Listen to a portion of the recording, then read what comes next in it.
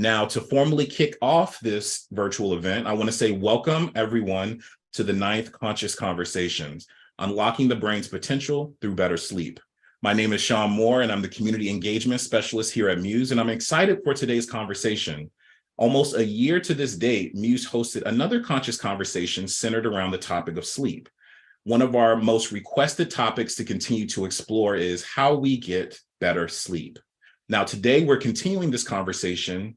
In this virtual event, we're bringing together a panel of amazing experts, if I have to say so myself, which I'm really excited to introduce you to share some of their insights, methods, and strategies that can help you improve the quality of your nightly rest. Now, with that being said, I'd love to introduce you to our 3 guests here today. All right. So the first guest, Molly Easton. Molly is the creator of Sleep is a Skill and the host of the Sleep is a Skill podcast. Molly Easton is the creator of Sleep is a Skill and the host of the Sleep is a Skill podcast. Sleep is a Skill is a company that optimizes people's sleep through a unique blend of technology, accountability, and behavioral change. After navigating insomnia while traveling internationally, she created what she couldn't find, a place to go learn the skill set of sleep. With a background in behavioral change from the nonverbal group, she became fascinated with the chronobiology and its practical application to sleep and our overall experience of life.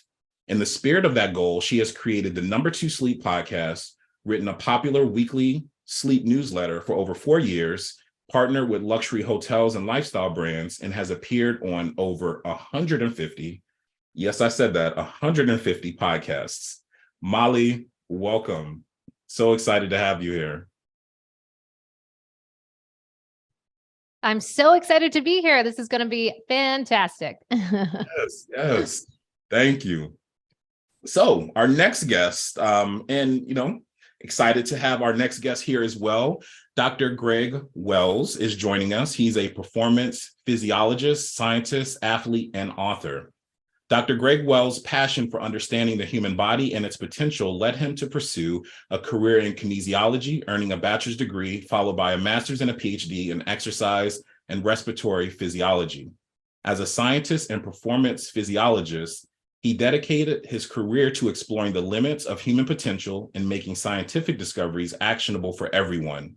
Dr. Wells currently works as a scientist in the translational medicine at the Hospital for Sick Children, where he focuses on improving outcomes for children with chronic illnesses through physical activity. Dr. Wells, it's great to see you again. Good to see you guys. About a week ago. So glad Thanks for having me back. Awesome. And last but certainly not least, we have Chris Amony. Chris is our co-founder here at Muse, and it's great to be in conversation again, joining us for another conscious conversation. Chris is the co-founder of Muse, and he co-founded Muse with an ethos to create technology that expands our perspective of ourselves and the world around us. Chris's creative and design practice has spanned many fields, including architecture, augmented reality, computer vision, music, and robotics. Chris serves as our Chief Technology Officer, leading our research team in innovative studies and citizen science projects to expand Muse's impact.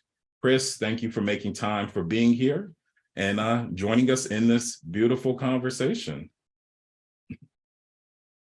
Yeah. So let's hop in. We want to make the most out of our time. And, our community members submitted some amazing questions. It was so hard to condense this down into an hour conversation, but we're going to do our best. So I want to start off with probably one of the more critical questions, right? And Greg, I'm going to toss this to you. Why is sleep so important for us? I think that's a great question to sort of add some context and foundation to our discussion today.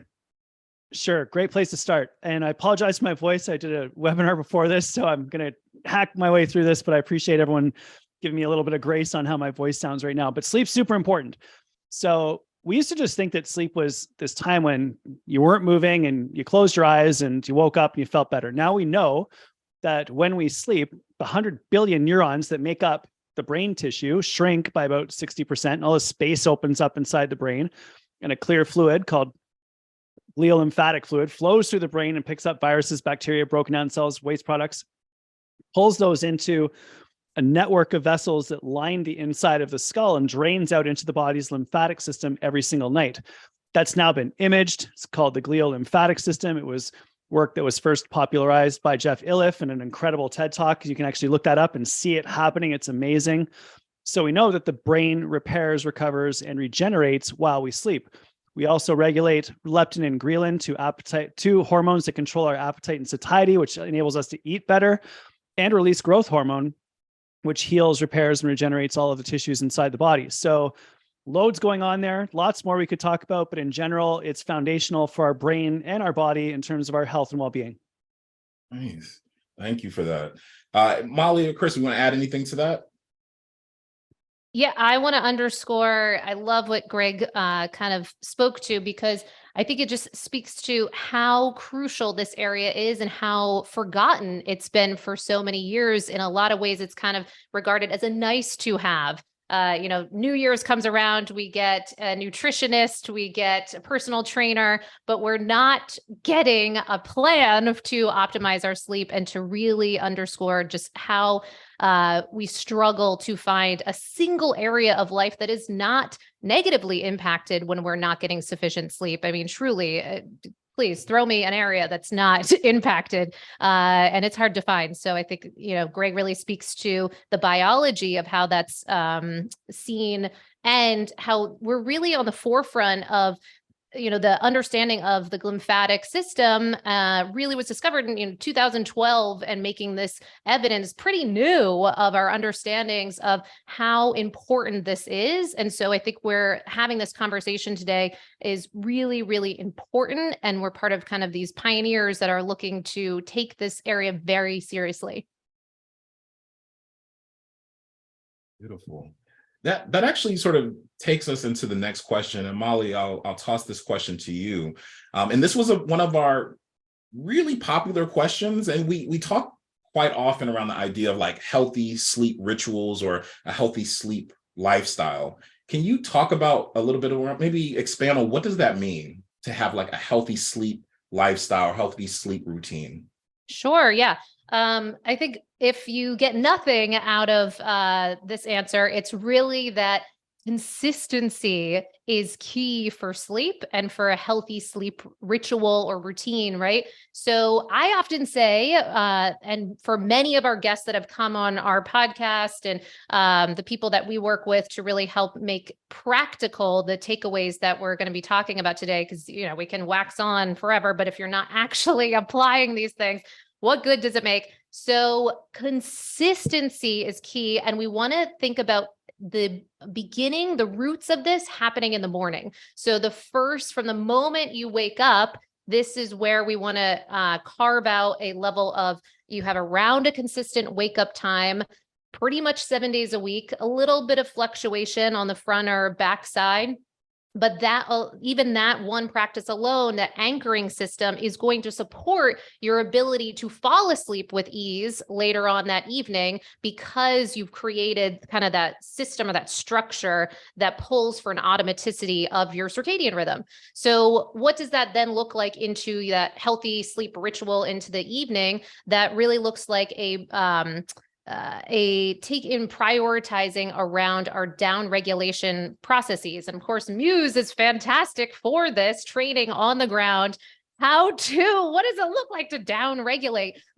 We can actually begin to feel the difference that is.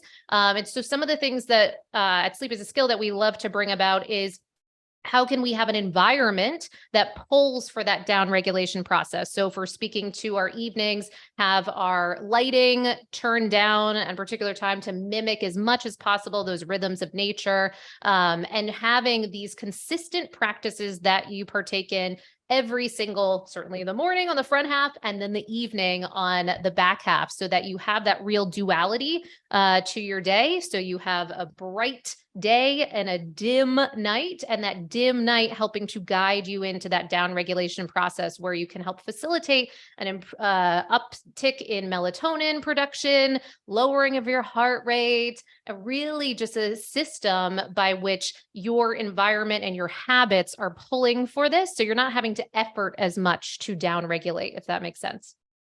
Yeah, and I appreciate you bringing. I think this might have been the first time I've heard this idea that like good sleep starts like right when you wake up. Like it's Yes. yes, like I appreciate that sort of context to it, that it becomes something that we sort of focus on throughout the day, and it's not just like, hey, I'm about to go to sleep 30 minutes before. Let me start to prepare, but something that I'm bringing into the fullness of my day. So thank you.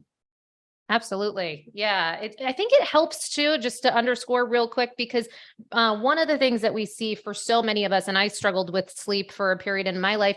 And one of the things that we might do is focus on the evenings a lot. And I think it can free us up in this conversation to know that there's so much we can do by day to support our nights.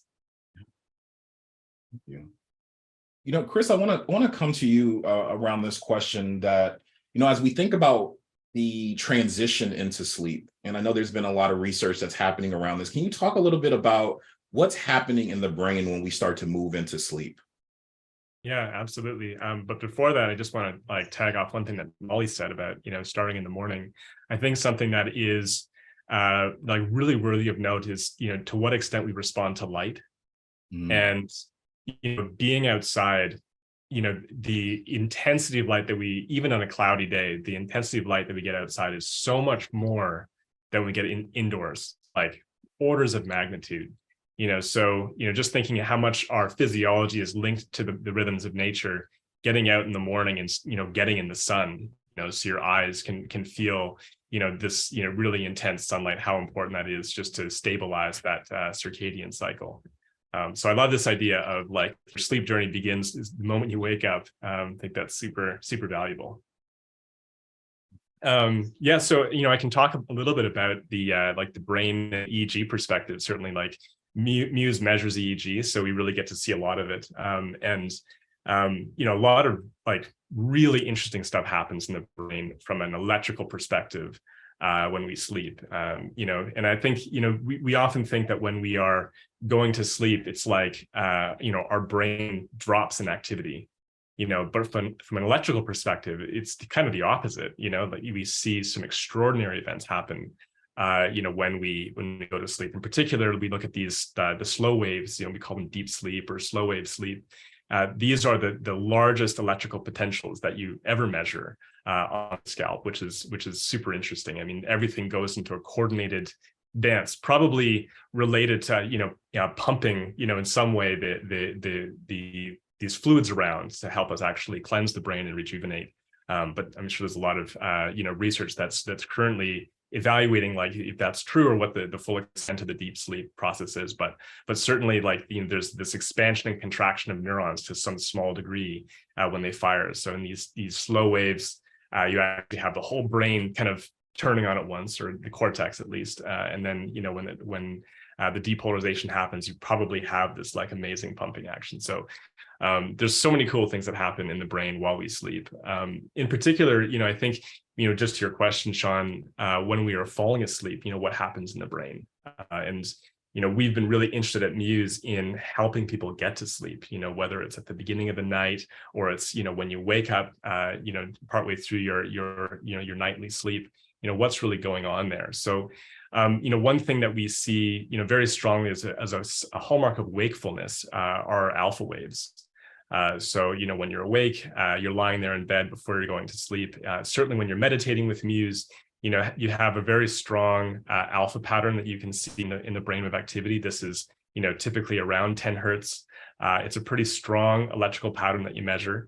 And it just, it's another one of these coordinated dances that happens, especially when you are not engaged in any particular task and you're in that kind of relaxation mode. But when you see that, you really know that someone is awake. And, as we start to, get closer to sleep, what we see is we actually have these, almost like micro sleep events. So you actually see that alpha pattern disappear momentarily. It's like our consciousness flickers out. It's not this gradual fade. It's like, we flicker out as we go to sleep. And you can actually see that, this fragmentation of the alpha pattern, as you're lying there in bed. As we see that alpha pattern disappear, we go into stage one, NREM1, stage one sleep. And, this and also this kind of flickering stage is really a semi-consciousness. So if, someone comes in the room and said, hey, are you awake right now? You'd say, oh yeah, I'm awake. Just lying here resting, but in reality, you're actually you're getting sleep in these moments. And I think that's really cool, for many people who do struggle with sleep, that often when we think we're not sleeping, we're actually getting some rest in at those times, because the brain is either partially asleep or we're having these flickering moments. But we do see this sort of first stage where the alpha wave flickers out. And then as we proceed deeper into sleep, you have some pretty interesting things happen. You have these events called sleep spindles, or like these higher frequency vibrations, like maybe around 15 hertz it can be. And then you also see some interesting low frequency activity, which is characterized by these things we call K complexes, which is part of the sort of stage 2 sleep as you're progressing more towards deeper sleep. And then when you're in a deeper sleep, it's actually kind of like a continuum. You translate through, as you go from wakefulness, deeper into sleep.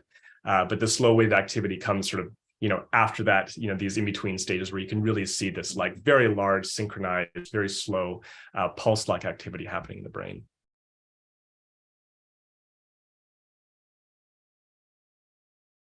Shawn might be on mute there. Of course. I wanted to, of course, my dog started barking randomly, but I wanted to sort of add this onto that question a bit, and maybe open it, Chris, maybe you can get us started and then open it up to the group. But one of the more popular questions that our community members ask is like, why do I keep waking up? Like, what's happening? Like, I get started, I lay down, my intention is to go to sleep for the full night.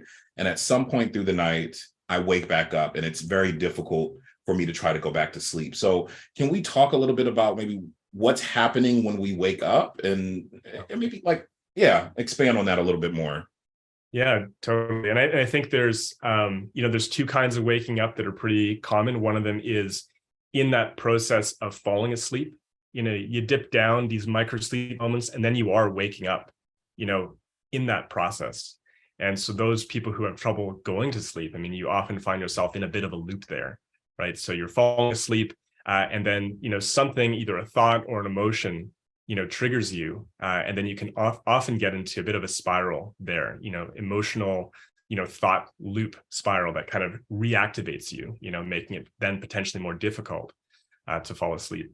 So these wakings that happen throughout the night, I think one thing that's really important to talk about is that we sleep in cycles. And so these are roughly around 90 minutes long. There's some differences between, when you first go to sleep and when you're, more towards the morning, because the way those cycles look a bit different. But generally, you'll go through some non-REM sleep, and then you'll go through a period of REM, which a lot of people associate with dreams they remember.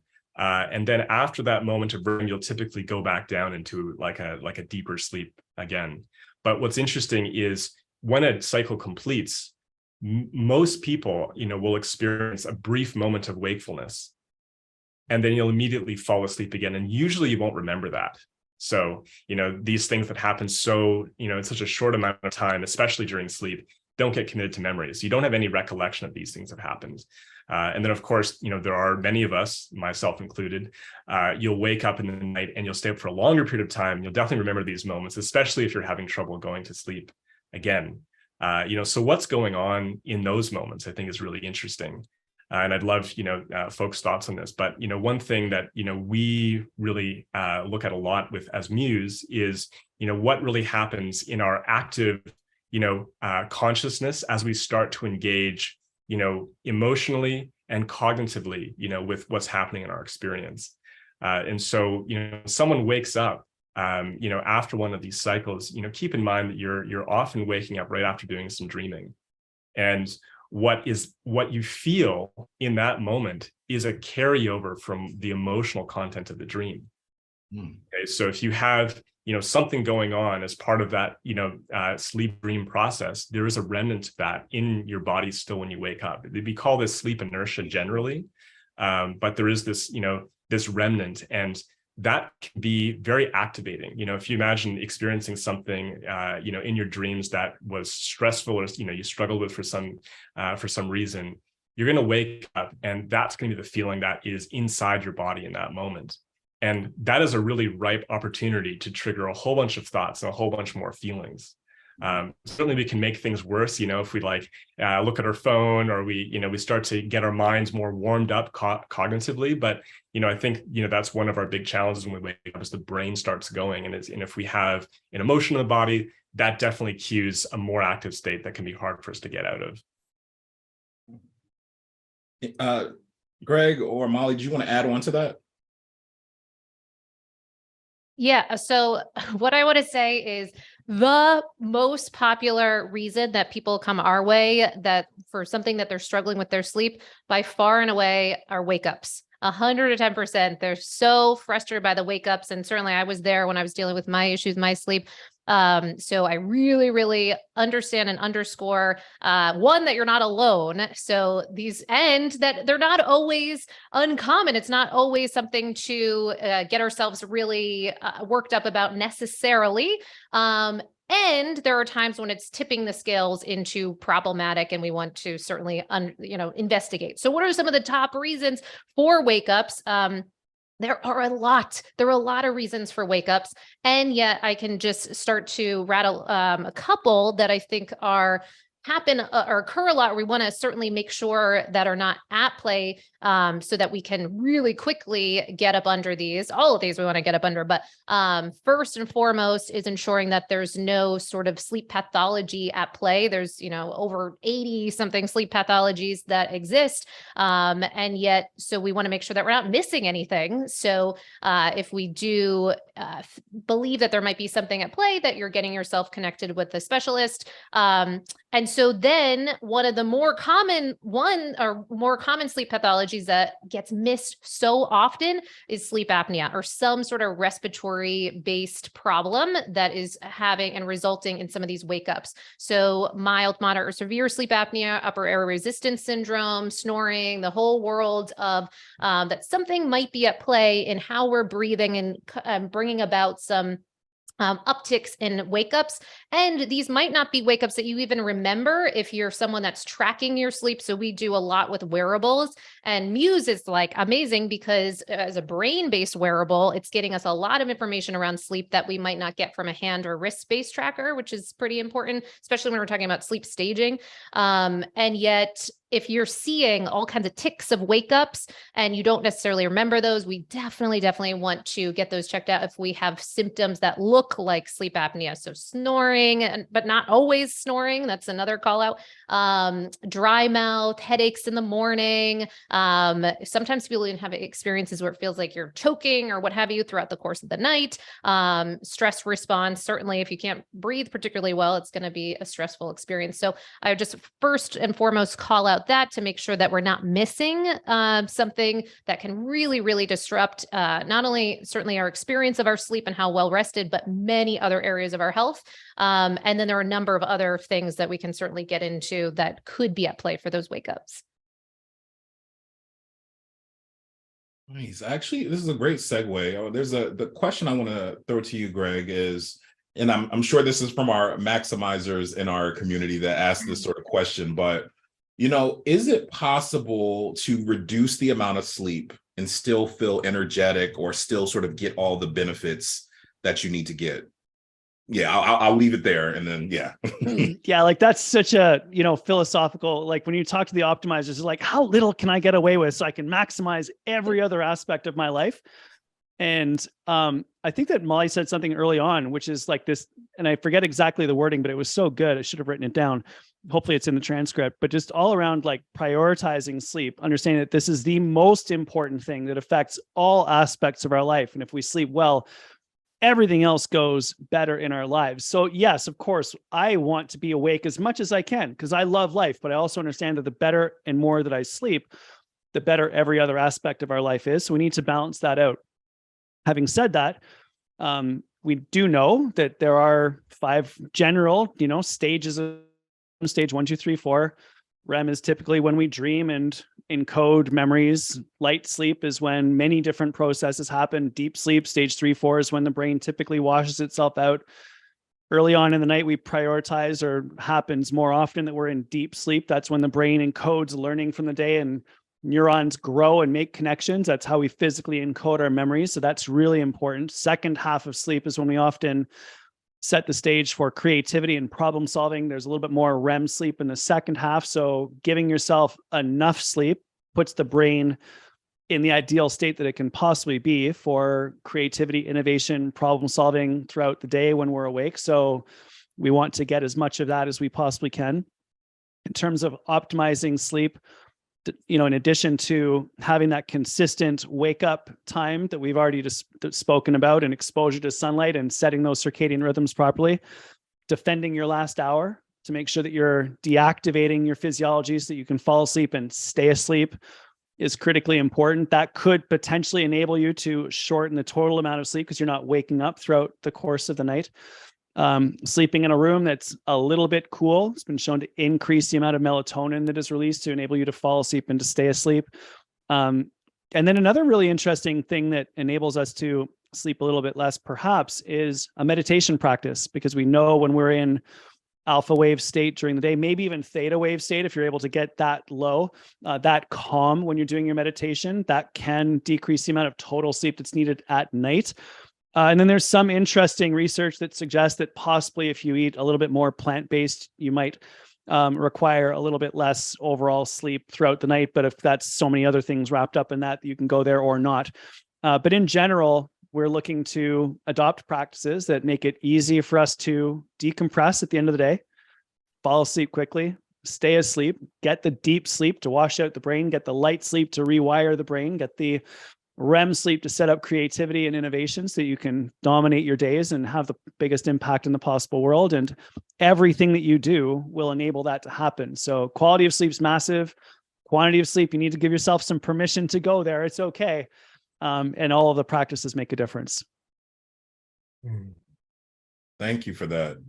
That kind of takes us to our next question. And Molly, based on your research and your experience, in the sleep space, are there other factors that might contribute to needing a certain amount of hours of sleep, or that might maybe contribute to needing more than what is prescribed, around like 8 hours of sleep?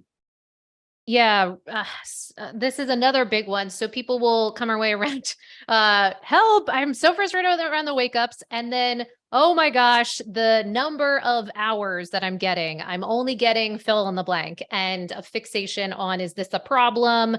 Am I normal? A lot of those questions, right? So, first off, just the generalized recommended amount of sleep for a healthy adult is now discussed as between 7 to 9 hours. And there's a call out around kind of a U-shaped curve for what could be optimal for different people, given different stages of life, different considerations, different activity load throughout the course of the day, dietary concerns, genetics, the whole world of it. And this is dynamic and will very much shift, throughout the course of your life. A teenager is going to require a lot, of a different quantity and quality of type of sleep that you're getting versus someone, post-retirement. So we want to be dynamically looking at this area and adjusting accordingly. Now, an important piece about that U-shaped curve that I mentioned, one thing that does seem to come out is that if you're going to kind of disappearing on either side of that U-shaped curve, if you're getting much lower, starting to get like sub 6, and then above the 9s, going to the 10s and the 11s, which can fall in the domain of kind of hypersomnia. So that's could be something for us to look at, like, why are we requiring this much, and ensuring that nothing's at play there, that could be problematic. But then on the lower side, one thing that came out of Harvard Medical had reported a while back, that in their kind of deep look at people that are regularly getting fewer than 6 hours of sleep a night really seem to set themselves up for a much higher risk of things like diabetes, heart disease, stroke, cognitive decline, and death from any cause, aka all-cause mortality. And I'm not saying this from a fear tactic place, because this is very much an individualized look, and we want to get clear on what are those requirements for those different individuals. But by and large, one of the things that we want to ensure that we are prioritizing a proper sleep opportunity that does usually fall within that 7 to 9 hours for that healthy adult. And then getting really curious, hopefully, in what are these habits and routines and structures to our day and our night, and what are they resulting in for an average total sleep time? Where are you falling? And then as we adjust some of these things and bring in some best practices, will your total sleep time augment or lessen given the practices that you're engaging in? Thank you for that, Molly. I'm going to pivot to this question. And this was a question, another fan favorite, I'll say, that a question that's come up a few times is that, we've had a few community members sort of express like, hey, I feel like I've gotten a full night's sleep, but I wake up and I don't feel rested, right? I still feel tired. I'll toss this to Chris and then also create space if anyone else wants to add to it. Like, what's happening in those situations where someone's getting sleep, right? But they wake up and aren't necessarily feeling rejuvenated or rested? Yeah, I think this is a great, juicy topic for everyone to contribute something on. I mean, one thing that, just riffing off what I was saying before, when we wake up, we do feel this remnant of what was happening in our sleep just before. So, one thing that's true is, how we feel when we wake up can depend highly on how we've woken up and from what stage of sleep we've woken up from. So for instance, if you wake up with an alarm, it's very possible that you're being roused, at a time when it's not a natural time, for the brain to be disturbed. And that's one thing that can really leave you feeling pretty groggy in that wake up moment. But I'm just gonna just say that and just toss up that question. We can hit it around a bit. Yeah. Go ahead. Yeah. I want to hear from everyone else. I'm hesitant to speak, but so there's a few different things you can look into on that. So when we're tracking, and there's many different ways to track your sleep, you can get that information, which can help you to determine the total amount of time that you are actually sleeping. You can also look at the percentages of light, deep, and REM sleep that you might be getting.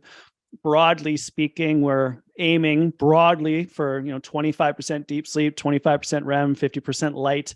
But again, those are highly variable between the individual. But now with wearable tech, you can get a general sense of where you are at on that. And as long as you're using the same device on you, you can track changes reasonably accurately. Wouldn't compare that to anyone else, but you can get those sensations about where you're going and what to do better.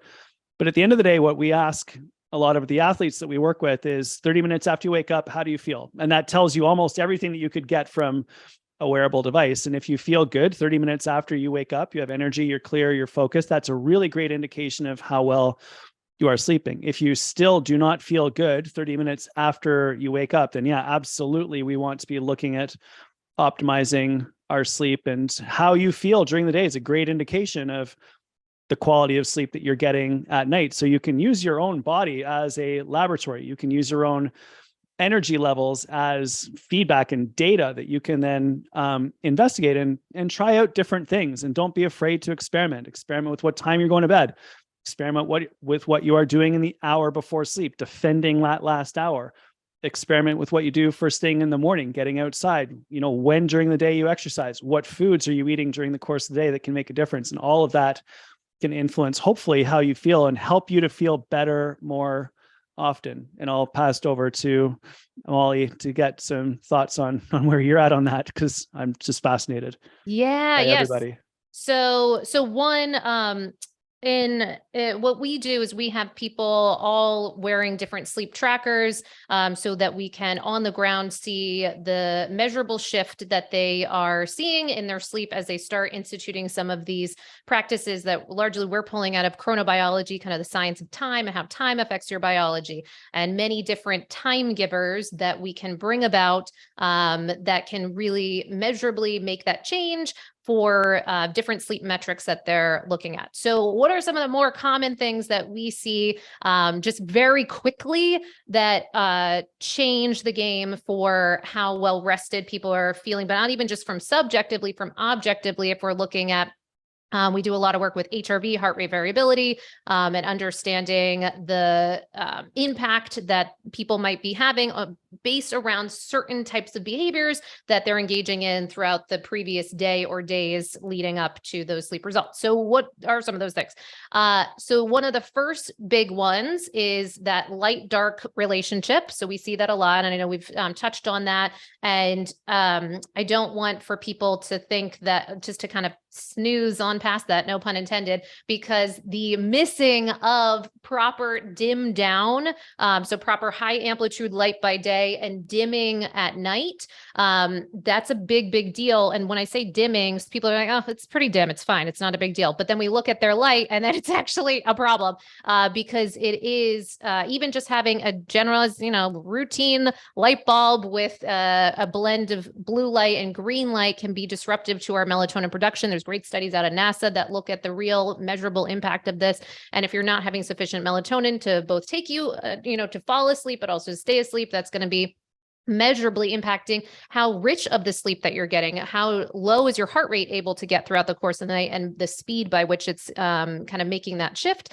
So that light dark cycle, temperature, huge. We see such a difference when people are in a warm environment. And when I say warm, even when we have people that are using cooling mattress pads, and toppers, that can make such a difference for the lowering of that heart rate, the uptick in their HRV by night, and then really waking up more well-rested and measurably having subjective and objective changes.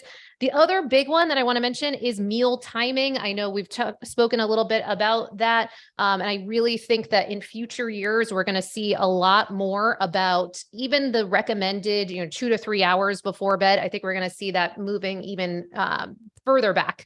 And the reason I say that is that if we look at some of the research out of the Salk Institute with Dr. Sachin Panda, is doing fantastic work with the circadian code, starting to see that the more we are aligning our meal timing with some of these rhythms of nature, so around sunrise and sunset, that we see such a difference in the ability for our heart rate to lower throughout the course of the night and then get into some of those richer stages of sleep, and then tend to some of those great things that Greg was speaking to around that very important cleansing of the brain versus digestion, which, it's just added homework for the body to be going throughout the course of the night.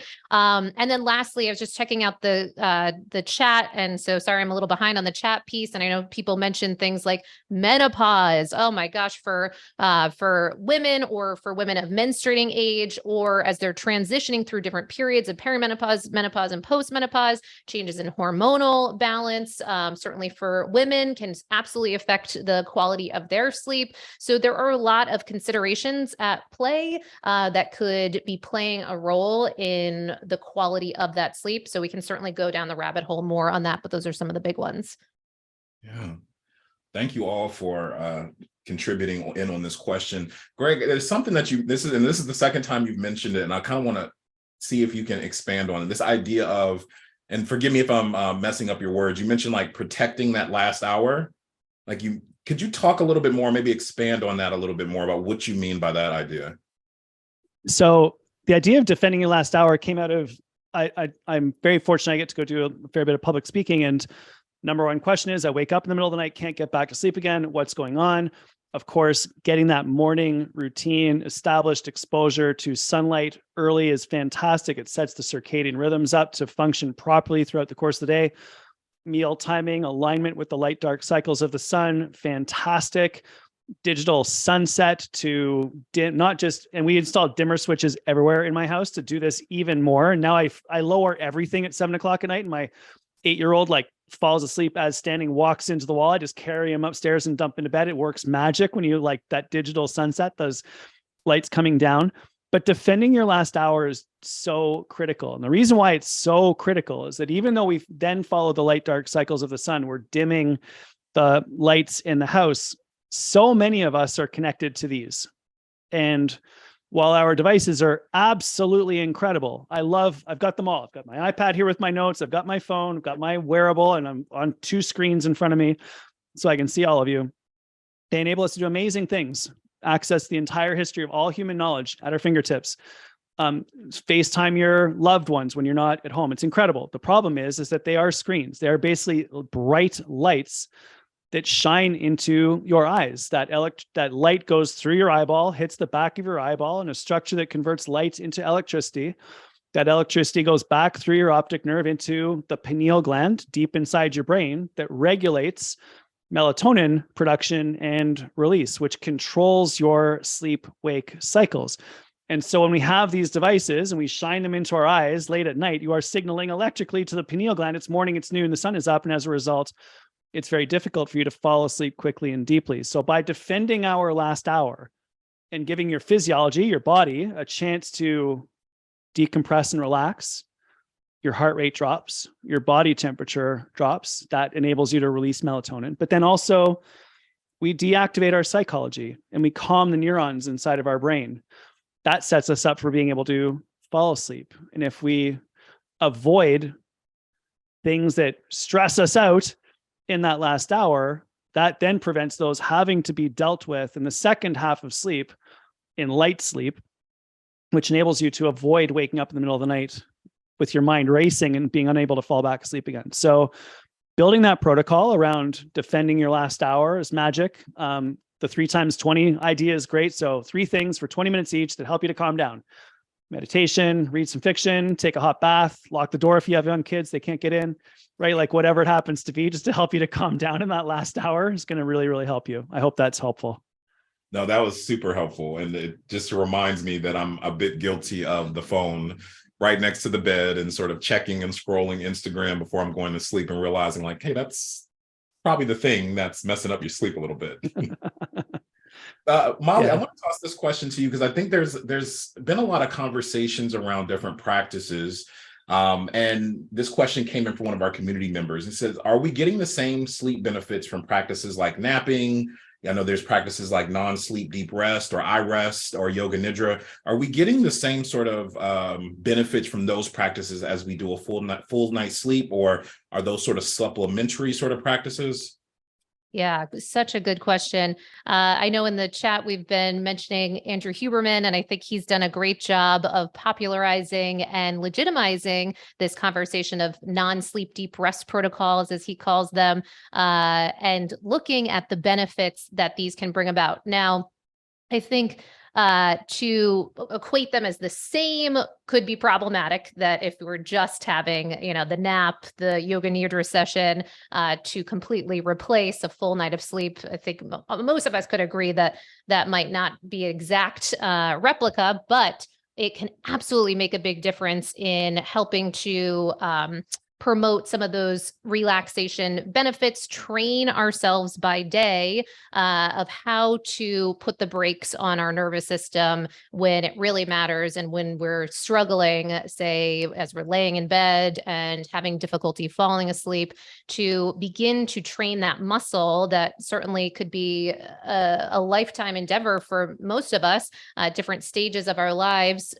Even anytime you might think that you've conquered this area, then something happens in life and then we're back at it. So I think it can really be so beneficial to help us to notice, what does it feel like when we're in that sympathetic response state with our nervous system? And then what does it take, and how, and putting ourselves in the driver's seat to understand that we really can put the brakes and bring ourselves back into that parasympathetic response. Such an empowering place to stand. And I think that's some of the real benefit of one of the things that you can get out of those. And of course, they can be really supplementary depending on how much sleep you've gotten or haven't gotten the night before. Yeah, thank you for that. It was one of my favorite. I'm a huge fan of like yoga nidra and a huge fan of napping. So that was a great question to bring in and sort of talk about those practices as well. What I want to do is Chris, I'm going to throw you our sort of last curated question, and then there's a lot of questions that came up in the chat. So I want to make sure that we have some time to sort of address those. But just based on the research that's happening from our research team here at Muse and just the landscape, like, what is the future of consumer EEG devices on sleep support and enhancement? And, is there anything that may be coming down the line that you're aware of, or that maybe even coming from within the house here at Muse? Yeah, I'd love to talk about that. I'd also love just to riff a little bit on Molly there on like this idea that we can train ourselves to put the brakes on. And I think it's a really good way to think about what we're doing with meditation. So, meditation can be a way to de-escalate the mind and to find relaxation, but, when we're waking up in the middle of the night, we find ourselves in a spiral of thought and emotions. Why can't we rein it in? And what would allow us to rein it in? And so I think, by training meditation, to train, non-sleep deep rest, to basically to put, some practice time in, you're kind of working out to create a capacity, and that is to put the brakes on. And if you don't practice it, you really won't have it. And in particular, especially when you're waking up in the middle of the night and you don't have, your full cognitive capacity online, it can be very difficult to, get into that state where you're able to calm yourself down. But when we practice these things, especially when you practice a lot, it's something that you can really start to lean upon as a well-oiled habit. And that's something that we can really take ownership of. So practicing these things is super valuable, especially once you've really got some hours in, because you can start to lean upon it as a skill, and it's there for you when you need it. So just wanted to stress that. And then the other thing just related to, is napping the same as, proper night of sleep. And I think, one thing to really remember is that we have, a sleep architecture that really is linked to our circadian cycle. So if you miss out on that first hour of sleep, the impact is different than if you miss out on your last hour of sleep, because we're getting different kinds of sleep at different times. And that really is linked to that circadian cycle, your daily cycle. So, peppering and napping now and then really isn't leveraging that sort of fundamental aspect of, the how and when we sleep and how that aligns with nature. So anyway, just wanted to say those couple things. On the EEG side, I think, we're clearly at Muse really excited about that. Sleep is very much about the brain. And, one thing that you can do with EEG with nothing else is really measure what's happening directly in the brain. And, there's a couple of things there that are really interesting. One thing is we actually change brain states quite quickly. And when we think about the future of, real-time brain interventions to help us sleep better, to help us, fine-tune things, to help us wake up at the right time, you really need to know very swiftly, what brain state you're in and when it's transitioning. So if it takes you, 5 minutes to make a good estimate, I mean, that's a huge amount of time when it comes to brain state. So I think that's something that the EEG offers for us. The other thing is, we generally have these, 5 different stages of sleep that we talk about. Sometimes people talk about it in 3 stages, but anyway, we have some way of breaking up, the different types of sleep, that we need. The reality is there's a lot more to it than that. And I think one thing that we see happening in the sleep science is a lot more interest in the nuances of what's happening in our sleep from a brain activity perspective, but also the rest of your physiology. And I think that, we're going to discover as we start to get deeper, into, what we can do with the wearable and with the science, is that we're going to find a lot more information available to us, as we start to unpack this neural activity, as we learn more. I think even this question of sometimes if I seem to have gotten enough sleep, even the right amounts of deep sleep, REM sleep, light sleep, why is it that I might feel different in the morning? So I think there are big questions there that we have yet to answer. And I think there's a lot of people who believe that, while we may not just see it in these classical sleep stages, meaning if you're getting the right quantity, do I feel, rested? There's many who believe that there is the information available in EEG to start piecing this apart, as we start to collect the data and we start to, really work, between the science, and what's available through the data, driven methods and machine learning, that we're going to see some things revealed that can really help us. I think, the thing that we're most excited about in Muse is these sort of real-time therapeutic interventions. The thing that we have offered right now in the Muse experience is what we call the digital sleeping pill, which is really a guide to help people go through the hypnagogic state more effectively, and to be less led around by the emotional and cognitive processes that we're afflicted with. So, busy brain syndrome when it comes to trying to get, inhibit your sleep. And so there's quite a value there, because we can actually see, as you're approaching the hypnagogic state, we can see as you're transitioning. So when you're in that semi-consciousness, and we know when you move into that unconscious, sort of what we perceive to be unconscious part of sleep, where we really we're free, into the realm of sleep, and we're less afflicted by the emotional conscious mind. So I think that's one thing, that we're doing right now, that we continue to work super hard on. It's a huge problem, especially when you wake up in the middle of the night. It's very difficult to, get back to sleep for some people. How do you intervene right in that moment to get people back on the rails, and go less, up into discursive thought, and, efficiently back into the safety of sleep? So that's, I think that's one thing that's very clear you can do with a technology like this. Another thing is, starting to look at, what are some opportunities around influencing what we're processing when we're sleeping. Certainly you can use a technology like this to help people enter their dreams, to remember their dreams. And there's a whole realm that we could talk about there. It's not typically part of the, sleep quality conversation.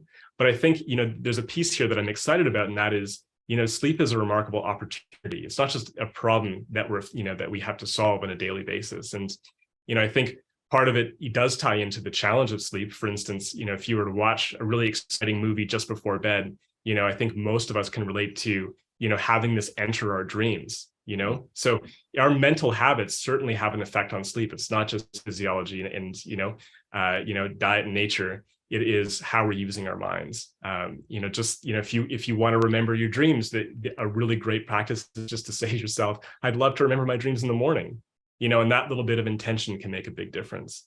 So what are the things that we can start to do, to start to, be very, almost have a different relationship with the opportunity that sleep gives us.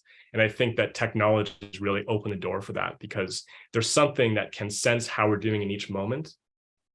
And there's an opportunity to interact, with our nervous system when we're not conscious to take that action ourselves, And I think a really simple example of that is, how do we wake up? So, we set alarms that are completely ignorant of what sleep state we're in. And I think, yes, there are smart alarms that our wearables have now, and we're going to do better and better at these things. But, if you really want to do a good job, you need to really know that moment when the brain is ready to be awake, and how big's that time window? Is it is it measured in seconds? Or if, we are in a deeper stage of sleep, is there a gentle way for us to migrate out of that? So we don't feel, like we've been hit by a truck when we wake up.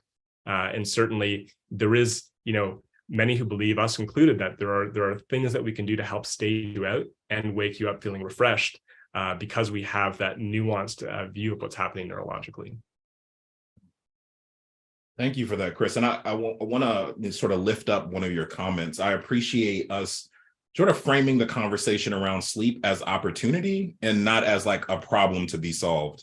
Like, there's so much in that level of language that I think is so powerful, because like I think it's a human sort of response to like, how do I fix this? And how does this do better? And it's like, there's a lot of power in, a good night's sleep and really connecting to what's available to us when we sort of tap into that. I want to ask, there's one question that I want to ask that came from the list from the discussion that we've had. We have tons of questions, and this just lets me know it's like, clearly there needs to be like a part 2 or part 3 technically to this, where we sort of dive into this a little bit more, because sleep is clearly at the forefront for a lot of folks on how do we connect to this in a much more intentional way. But, one question I want to ask is, for folks that might suffer from or live with chronic pain, is there ways to approach sleep in a way that may be beneficial for them, that isn't necessarily maybe getting disrupted by the constant connection to that pain?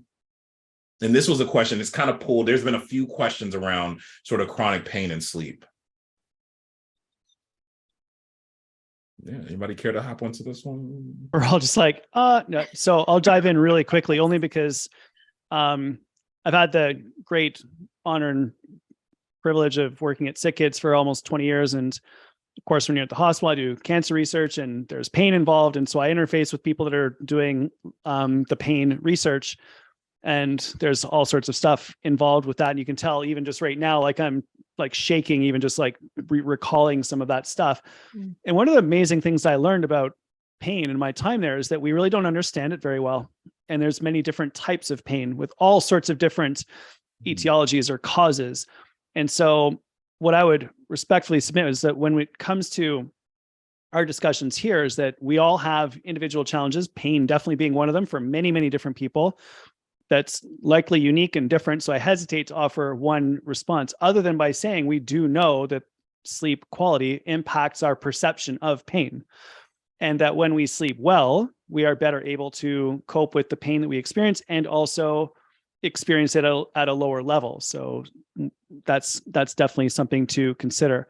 We also know that every practice that we can put into play that helps us to feel better helps us to navigate the journey of pain. So this is definitely something that can be worked on with love and respect. We don't understand it very well. We need to learn a lot more about this and do a lot more research to uncover what is actually causing the pain. How do we perceive pain?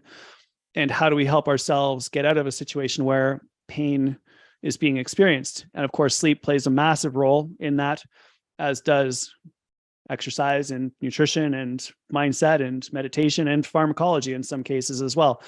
So I can't specifically answer your question other than to say, like, we don't really know. But we know that sleep plays a role. That's got to get figured out. And so my heart goes out to you, and I give you a big, huge virtual hug. And hopefully we can figure that out in the future and give you a much better answer to that one. Yeah, and I think your answer is an answer that, there's a lot of complexity to that, right? And I think that sort of goes to the fact that sometimes we might want to look for like a A to A or B to B sort of solution, and realizing that it's a system at play, and figuring out like what does that look like from a holistic perspective. So thank you on that insight around that, to sort of bring that into space. And what I always love about these discussions is that in every discussion that we have, each one of our virtual events, there's always sort of this thread that sort of spins us off into something else. And I think there's so much from this conversation that is just sort of food for thought for maybe future virtual events. And so we are so super excited about that. I know we're hitting right at like the 1 o'clock time. This is another reminder that I think moving forward, these might need to be a little longer, but that's something we'll work on our end. Before we go, I want to take a moment for our panelists just to share how our community members can get in touch with you. So Molly, what's the best way? Noah's going to drop your website in the chat, but can you talk a little bit about how and other ways that folks can connect with your work? Sure. Yeah. So one, just to echo what Greg shared, and thank you so much to Greg for all the work that you've done over these years. My goodness, so important. And what you shared about pain, I think just plays into one of the main messages that I want to leave this conversation with, which is truly my mission on this planet is to give people agency around their sleep. And one of the things that I love that Muse does is directly on the ground help give you agency around how you're responding to all the things that might be coming up in your life, including pain, including, what might be on your plate that you're dealing with that could impact your sleep. And I'm happy offline to share, certain strategies along with Greg. There's a whole laundry list of certain things, that can support pain or other things that you might be dealing with your sleep. And to that point, I hope that one of the messages here in alignment with what you shared, Shawn, is this opportunity that we really have the ability to take on this area of sleep that might be frustrating, it might be upsetting, it might be very disempowering, it might be a lot of different things, or just a lot of ways that we might be relating to it. And there really is this opportunity to change and reframe what's going on here, because truly when I went through what I went through with my sleep, it actually ended up, while it seemed like one of my lowest moments in my whole life, it actually was one of the most important things that ever happened to me. I learned so much throughout that process. So I'm actually grateful for it. And I've seen the same thing for many clients. So just to leave people with that, if you are struggling, there's so much we can do. And Muse is so, so important in that journey as well. And so as far as any other support we can bring at sleepisaskill.com, we have a little chat bot in the lower right-hand corner. So if there's any questions that we didn't answer, or I know I talk fast, I know someone mentioned this in the chat. Sorry, people. I'm from New York originally back in the day, so I'll try to slow that down. So if I didn't clarify on anything, please reach out. Happy to support. It really is my mission to help empower people with their sleep. So thank you for having me. Yeah, of course. Thank you so much. Greg, how can folks get in contact with you? Everything goes via my website. So drgregwells.com. Honored and grateful to be here. Love being part of the Muse family. We've been chatting for many, many, many years. So it's just incredible. And so if anyone has any other questions, reach out via the website. I would be deeply honored and grateful to support you in any way that I can, because Muse has been so supportive of me over the years. So thanks, guys. And thanks for showing up. Thanks for your questions. And thanks for just being a part of this amazing community. Yeah, thank you so much. And Marnie, I see your question mentioning about the DSP Plus, and we got something cooking for you. So yes, we just had a citizen science project that created space for us to explore the DSP Plus and some new opportunities with our digital sleeping pills. We're gonna have a whole little rollout to talk a little bit more about that and some of the revelations that came from that research study. So don't worry, we got you around that. I just want to say thank you all. Thank you, everyone. We have actually logged the questions that we didn't get a chance to answer. So don't feel like your voice went unheard. We're going to actually sort of pull those. And a lot of what you shared may spin off and become sort of a virtual series for us to explore in other ways. So we want to make sure that you know that your questions and your voice is heard in this space. But I want to say thank you to our panelists, Molly, Greg, Chris. Thank y'all so much for taking out time of your busy schedules to be here, to be in community with our Muse family. And I know that there was a wealth of knowledge that was shared here. And I just want to say thank you again. It's a lot that I'm taking away. I'm looking forward to a good night's sleep tonight with some of the tips. So thank you. All right, y'all have a great day. And we look forward to seeing you at some of our next virtual events.